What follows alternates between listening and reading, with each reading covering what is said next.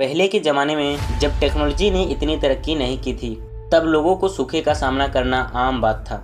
सूखे की वजह से फसलें बर्बाद हो जाते थे, पानी की कमी हो जाती थी और भूखमरी का डर बना रहता था। बारिश न होने की वजह से लोगों को लाचार होकर आसमान की तरफ देखना पड़ता था। साल 1943 से 1944 में बांग्लादेश, वेस्ट बंगाल, बिहार और उड़ीसा में एक भयानक अकाल पड़ा था, जिसमें लगभग 30 लाख लोग भूख से तड़पकर मर गए थे। शायद कुदरत को भी यह मंजूर नहीं था कि सूखे की वजह से इतने ज्यादा लोगों की मौत हो, लेकिन साल 1946 में एक अमेरिकी वैज्ञानिक विंसेंट शेफर ने इतिहास बदल कर रख दिया।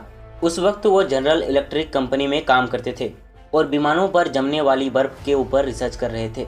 एक दिन शेफर पहाड़ पर चढ़ाई कर रहे थे। चढ़ाई के दौरान उन्हें एक अनोखा अनुभव हुआ।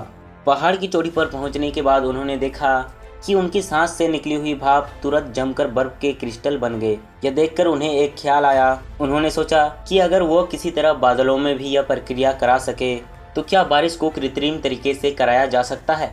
इस विचार से मोटिवेट होकर शेफर ने लैब में इसका प्रयोग करना शुरू किया। उन्होंने पाया कि सूखी बर्फ यानी सॉलिड कार्बन डाइऑक्साइड को हवा में छोड़ने से वो आसानी से बर्फ के क्रिस्टल बना सकती है। इसके बाद उन्होंने एक महत्वपूर्ण खोज की।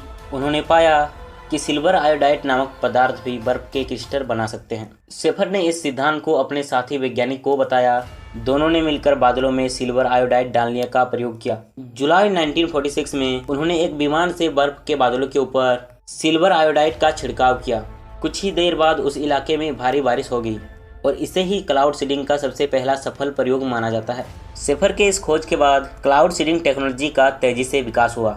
आजकल बादलों में सिल्वर आयोडाइड के अलावा अन्य पदार्थों का भी इस्तेमाल किया जाता है। इस टेक्नोलॉजी को जमीन से या फिर हवाई जहाज के जरिए किया जाता है। क्लाउड सीडिंग टेक्नोलॉजी के कई फायदे हैं। इसका इस्तेमाल ऐसे जगहों पर किया जाता है जहां बारिश ना होने के बराबर है। इससे कृषि को बढ़ावा मिलता है और पानी की कमी दूर होती है। और इसी टेक्नोलॉजी का इस्तेमाल करके 16 अप्रैल को दुबई में भारी बारिश और आंधी आया था, जिसकी वजह से दुबई जैसा शहर जो कि एक रेगिस्तान में बसा है वह भी बाढ़ के चपेट में आ गया। लेकिन ये टेक्नोलॉजी हर बार कामयाब नहीं होती है। इसके सफल होने के लिए सही तरह के बादल और मौसम की स्थिति भी जरूरी है। नेक्स्ट वीडियो देखने के लिए चैनल को सब्सक्राइब कर दो।